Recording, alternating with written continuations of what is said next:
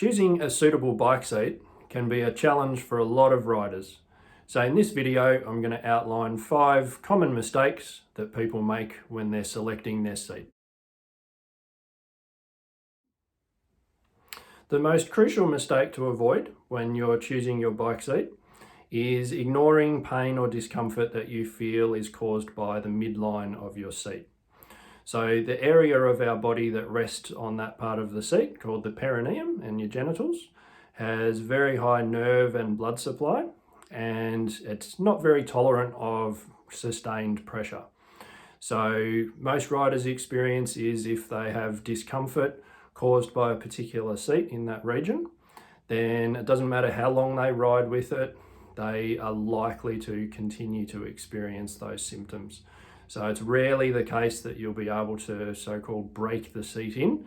More often than not, if a seat causes discomfort there in your early experience with it, it's likely that that will continue. The second mistake to avoid when you're choosing your bike seat is assuming that more padding will inevitably improve your level of comfort. So obviously we do need some padding for your sit bones, so that part of the pelvis that rests on the seat and supports the majority of your body weight there. But unfortunately, having too much padding can be just as problematic as not enough padding. And that's because what your body is actually requiring of the seat is that it provides you with a stable foundation for your posture and to push on the pedals.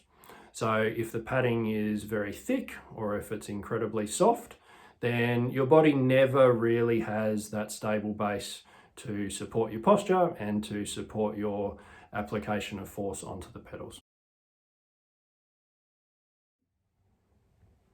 So another common mistake is people trying a seat for 1 or 2 rides and concluding that because they've got some discomfort on their sit bones, they presume that that seat's not suitable for them.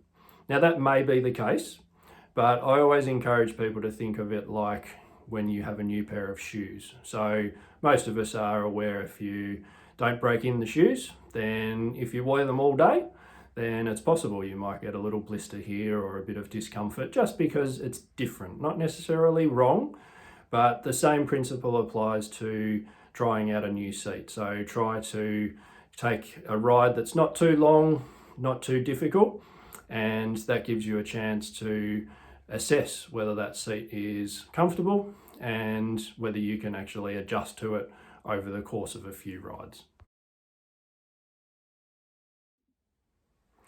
Mistake number 4 that you want to avoid when you're choosing a seat is having to use extreme tilt angles to find a comfortable position for the seat.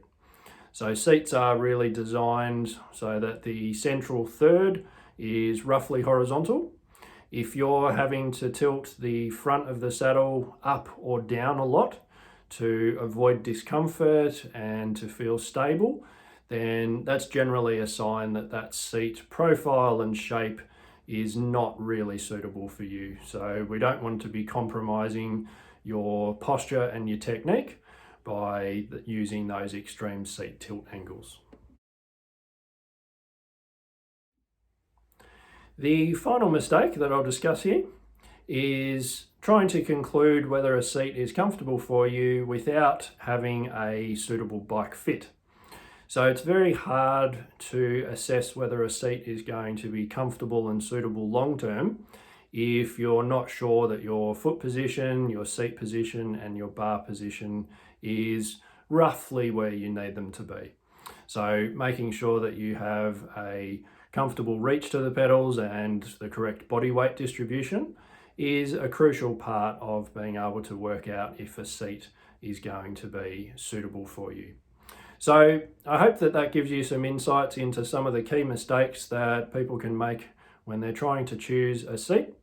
If you're after more details, I've got a series of ebooks that you can look at from the link in the description below. And of course, please subscribe to the channel so you can be updated with any new postings. Thanks for watching.